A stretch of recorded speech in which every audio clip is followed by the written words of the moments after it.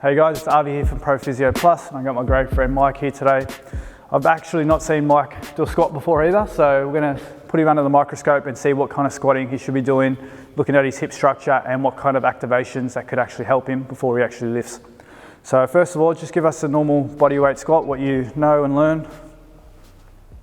Okay, give me a few more. Let's try and go a little bit deeper, I want to see what happens. Okay, cool. All right, nice. Let's get you to just lie down onto your back. All right, as you probably noticed, his hip structure, I'm assuming, wasn't able to get as deep, but this will give us a better idea of what his hip structure actually is like and what we need to see if we can fix it or anything like that. So, as you've probably seen in my other videos, just a general hip scour test. So I'm just going to lift Mike's leg up and just take his knee to his chest. Cool. So I feel about R1 around here. So what's R1? Where I first feel the hip sort of locking up or jamming up. And his R2, which is his end range, is about there. So there's a little bit of a difference between here and there. So that area is where he can actually improve his mobility on. But further than that, unfortunately, his hip structure doesn't allow it. And let's see if we take his hip out a little bit further, do we get further range? So we get out. Probably a little bit further. So I wouldn't say too far. And then we're just gonna internally rotate, see if there's a difference between two sides. Good. Did you have any pain with any of those movements? Just the scour. Okay. Okay, and another thing, when we got him in hip flexion, can you look up and see your foot? Mm-hmm. Are you able to see it? Yeah. So ideally, that's where it should be. So it's internally rotating a little bit. So what that means, that foot's sticking out a little bit. That means there's probably a potentially glute weakness going on because glute muscles are an external rotator. When I compare the other side. All right. Okay. So this one, R1, I feel around here instead of up here. So do you normally have tighter hips on the right? Not really. Okay. And then that's his range. So as you can see from this, the mobility is a lot closer between the R1 and R2. Let's see if we go a bit further out. Do we get further range? Slightly more. And then internal rotation. Okay, and how do they feel? More comfortable. More comfortable. And do you see your foot as much? Not as much. Not as much. So as compared to the other side, the foot stuck out a lot more. So definitely a mobility issue, and it's probably the glutes that's letting us down, but we'll find out after we do a couple of activations after this. So the other test I'm going to get you to do is I'm going to just get you to roll over onto your stomach.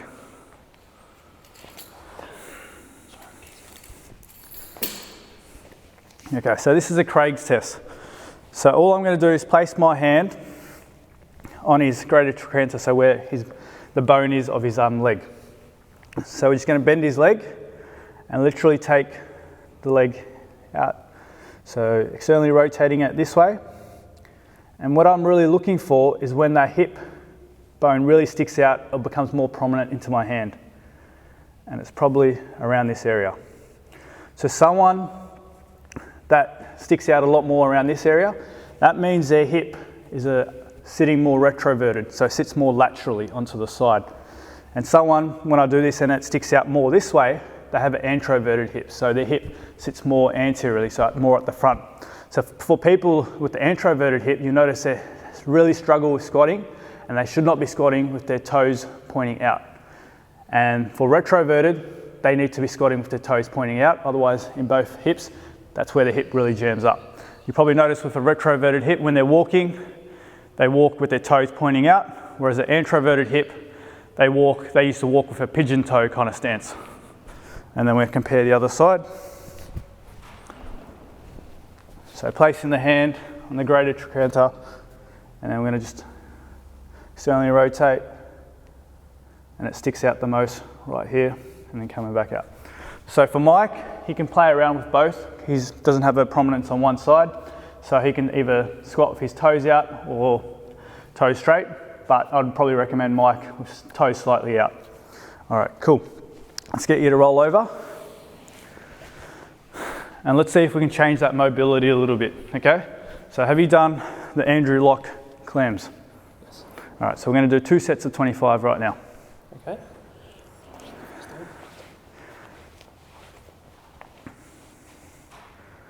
Cool, so I'd like you to start on your side. So start on your side. Oh, sorry. Yeah. Yeah, completely on your side. Yep, pop this foot. Good, and you're going to take this foot right behind your heel and just relax it there. Then you're going to roll over until your knee pretty much touches and the bottom you're working is facing the roof. Okay. So keep rolling over more, like that. So you want this foot pretty much touching the ground. Can you roll over a little bit more? There you go. You can place this hand there. That one hand can be more like a pillow. Yeah, and literally from here, keep this foot touching the ground. You're going to lift up your knee and back down. Good. So this is a little bit different to the clams as we know. The reason being, this is what Andrew Locke made. So when we do a normal clam, what position is our hip in? It's in more of a flex position. So the hip is coming in. The whole point of this exercise is to target the glutes. And the glutes are a hip extender. They're not a hip flexor. So if you've got dominant hips, hip flexor muscles, when you do the clams, you'll probably notice that the hip flexor does more of the work, less work in the glutes. Whereas in this position, the foot's touching the ground here and the bottom is in a hip extension and the hip's not flexed at all. So that's why this clam's probably, I'd say, more superior than the normal clam. Keep going. Good. How's that feeling? Yep. Feeling work right down there? Good. Good. Let's switch sides.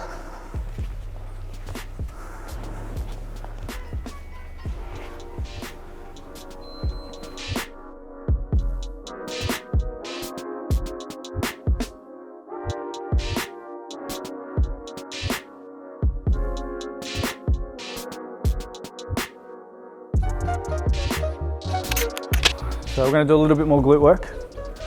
Reason being, we want to get that mobility R1 and R2 matching. So you're going to do the glute big 3. I think you've done it before. Pop the band just above your knees.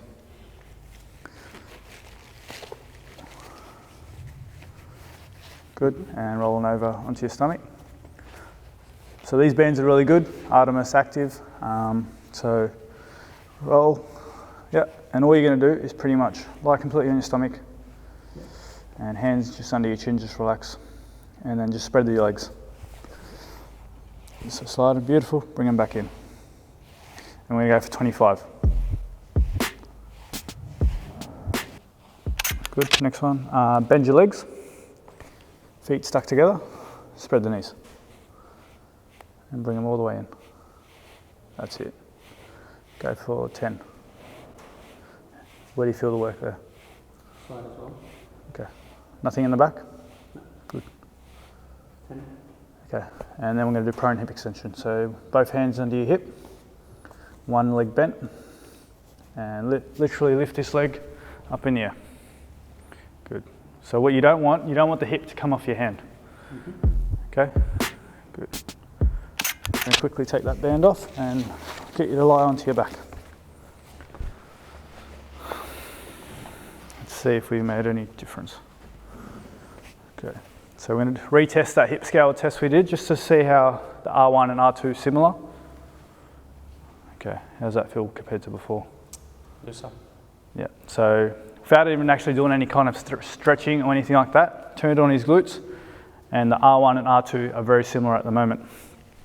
And if we were to look up, can you see your foot? Not as much as before, which is good. Let's compare the other side. Okay, so this one's still jamming up a little bit compared to the other side, but a lot better as well. Cool.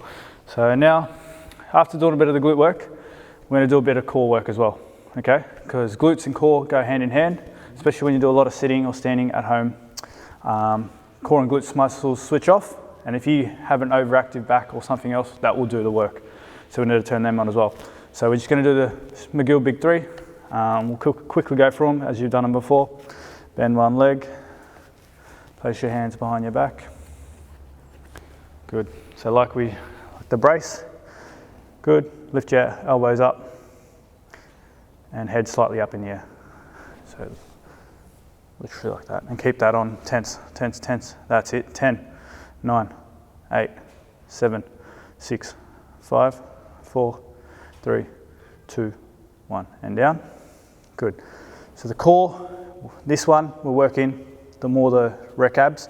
So the muscles at the front, the core also comprises of the obliques, the muscles at the back, deeper core muscles, and the lats. So we're going to make sure all those muscles are engaged before we go and do any kind of training. Let's go again. So same thing, brace. So yep, like a cough, elbows up, head slightly up in the air, just slightly. Like you could put a weight scale under your head and hold. So make sure to breathe, don't hold your breath.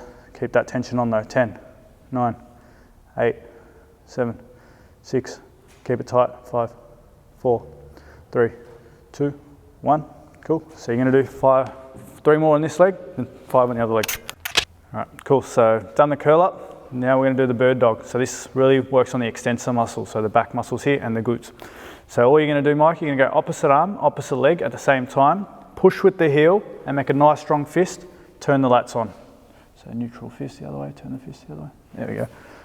Push with the heel and make sure the hips are nice and in line. Hold for 10 seconds.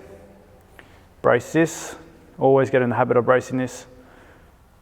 3, 2, 1. Nice and controlled. Bring it in. Good. And then we're going to swap sides. Good. Push with the heel. Keep the hips stable. Nice. Turn the lats on. That's it. 10-second holds. 5 each side.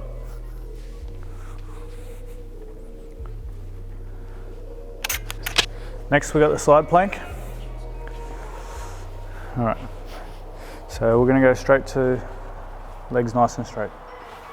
Because I know Mike does a bit of training. So ideally, start off with the harder one. If you can't do it, then you regress. All you're going to do, you're going to lift your hips straight up in the air. But when you do it, sort of drive your hips on an angle diagonally forwards. Beautiful. And hold for 10 seconds. 10, 9, up higher, 8, 7, 6, 5, 4, 3, 2, 1. Just lower slowly. You're going to do another set on this side. 10, 9, 8, 7, 6, 5, 4, 3, 2, 1. Cool. And let's roll over onto the other side.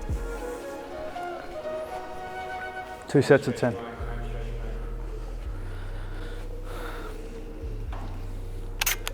Get you standing up. All right, so we've got the core and glutes all switched on. Now we're going to reassess your squat. We'll start with the body weight. So from what we found when we did the hip structure, everything, okay, cool. So as you can see, now we're going to sort of adjust his squat. First movement that he does, he pushes the hips back, okay? We want to take that out, okay? So what I want you to do, point your toes out a little bit, okay? Literally, strong brace here, turn that on. Allow your knees to go past your toes, okay? Literally sit down. So go down, go down, go down. Yep, nice and slow. Push your knees out, down, down, down, down. That's it, and up. Good, one more. So same thing, knees out, and hold. So don't want to go that low, maybe come a little bit higher, about there. Good, and come back up. One more, so we don't want that bottom tucking in from Mike's videos, beautiful. Good. So if he wants a little bit more range, we'd go elevated, but what we don't want is this happening because he's already enclosing his hip, moving, and the structure are not opening up as much as it could be. So same thing, allow the knees to go past your toes and literally just sit down and push the knees out, better, and drive. Good. So there we go, opened up his hips a little bit more and his body weight squat improved straight away. A bit more cues and then we'll get him under the bar in the next video. Cheers.